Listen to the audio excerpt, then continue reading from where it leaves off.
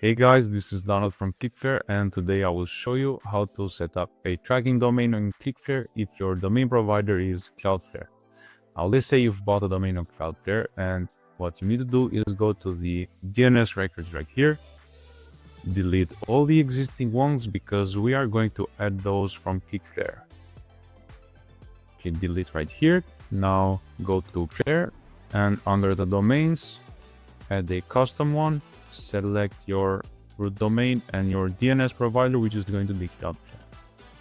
Now we will see these two steps that need to be completed on Cloudflare. So grab the first value right here and add the record here. This is going to be CNAME. Click save. Now let's grab this second one. Okay, txt.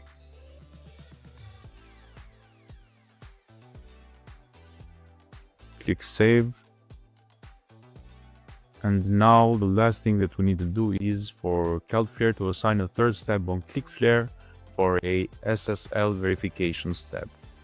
Now, if we come back to ClickFlare and click this info icon, we will see that this third step has appeared, and we need to add that also in the Cloudflare DNS records. So grab this value.